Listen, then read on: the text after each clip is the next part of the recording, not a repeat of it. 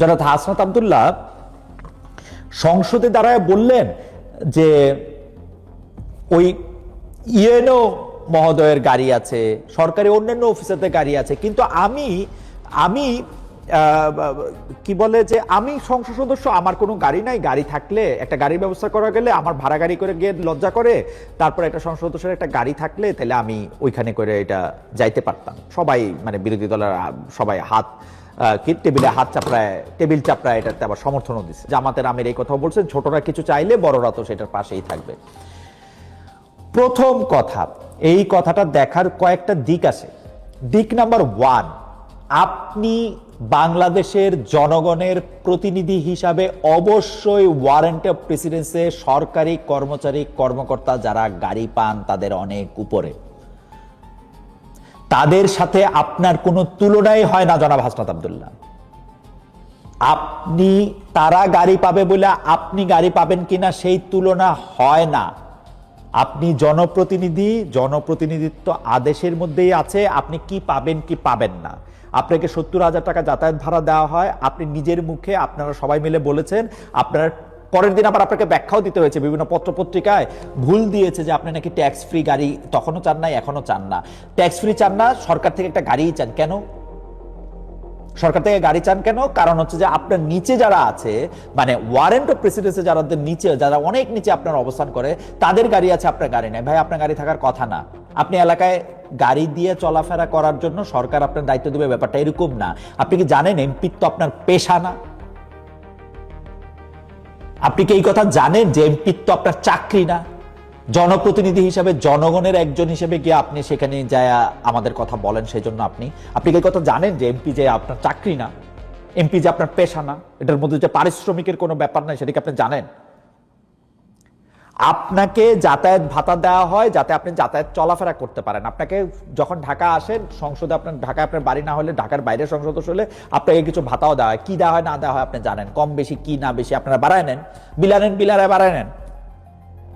তাই বলে টিএনওর গাড়ি আছে সেজন্য আপনার গাড়ি নাই, এই কথা আপনি বলতে পারেন না। আর আপনাকে মনে পড়ে জনাব হাসনাত আব্দুল্লাহ, আপনি যে আমার অনুষ্ঠানে এসে বলছিলেন, আমি যে আপনাকে বলছিলাম যে আপনি গাড়ি কোত্থেকে চড়েন এখন, এত মানে আপনার মানে গাড়ি কোত্থেকে চড়েন এই কথাও বলি না, এত বেয়াদব আমি না।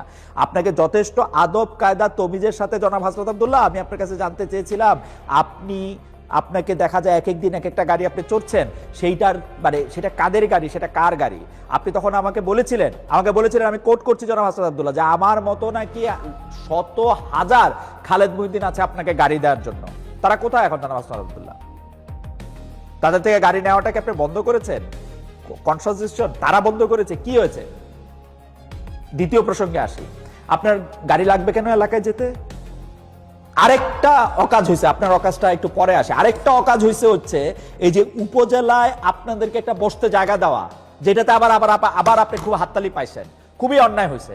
এমনিতেই বাংলাদেশের স্থানীয় সরকার শক্তিশালী না, এরপরে এই উপজেলা ভবনে গিয়া, উপজেলা প্রশাসনের মধ্যে গিয়ে আপনারা ঘাড়ের উপরে গিয়ে বসে থাকবেন। উপজেলা প্রশাসন কাজ করবে কেমনে? উপজেলার একটা মানে স্থানীয় সরকার একটা কেমনে দাঁড়াবে? সবকিছুর মধ্যে থেকে আপনাদের একটা হাত দিতে হবে। মানে উপজেলা চেয়ারম্যানের দায়িত্বটা কি তাহলে? ইউনিয়ন পরিষদের চেয়ারম্যানের দায়িত্ব কি? আপনারা গিয়ে ওখানে গিয়ে বসে থাকলে? সংসদ সদস্য হয়েছেন, আপনারা আইন কানুন বানাবেন, কোন আইনটা আপনার জন্য ভালো, কোন আইনটা খারাপ সেটা আপনি বলবেন। আপনার এলাকার জনগোষ্ঠীরা কি আপনার মাধ্যমে বলতে চায় সেগুলো এসে বলবেন। সেগুলো এসে বলতে হলে আপনার গাড়ি করে বিভিন্ন জায়গায় গিয়ে ঘুরতে হবে, এবং এর জন্য সরকারের আপনার গাড়ি দিতে হবে, এর জন্য এটা আপনার আবদার করতে হবে, এবং জামায়াতের আমির এটা আপনার সমর্থন জানায় সকল বিরোধী দলীয় নেতা এটার মধ্যে থেকে হাততালি দিতে হবে। অফিসটা পাওয়াই তো অন্যায় হয়েছে, অফিসটা পাওয়াই তো ন্যায় হয় নাই উপজেলা অফিসের মধ্যে। আমি মনে করি এমপি সাহেবদের উপজেলায় অফিস থাকা উচিত না। উপজেলা ভবনে আপনি নিজের বাড়িতে থাকবেন হাসনাত আব্দুল্লাহ, আপনি আপনার এলাকার মধ্যে ঘুইরা এলাকার মানুষ তার পলিসিগত কি পরিবর্তন চায়, কি পলিসির পরিবর্তন হইলে আপনার এলাকার মানুষের জন্য, যারা আপনার ভোটার তার জন্য সুবিধা হবে, সেগুলি নিয়ে আপনি কথা বলবেন। আর একটু দেখে নিবেন স্থানীয় সরকারের অধীনে কোনগুলি আছে, সেগুলি আপনি বলবেন। সংসদে আইসা হয় বলবেন আমার মানে আমাকে কথা বলতে দেয় না, আমাকে জানতে দেয় না, আর কথা বলতে গেলে আপনি বলবেন যে আমাদের গাড়ি হইলে ভালো হইতো। So sad.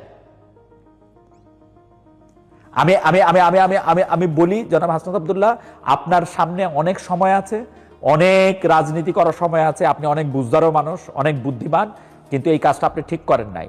এবং আপনি যখন এই কাজটা ঠিক করেন নাই তখন, এবং আজকে যখন বাংলাদেশে বিভিন্ন ধরনের না পাওয়ার কথা হয়, যে আমি এইটা পাইলাম না, আমি ওইটা পাইলাম না, এটা পাইলে ভালো হইতো, তখন আপনার এই যোগ করাটা, এই যে আপনি কি পাইলেন আর কি পাইলেন না, যোগ করাটা ভালো হয় না। এটা একটা স্যাড স্যাড স্যাড ঘটনা হয়েছে।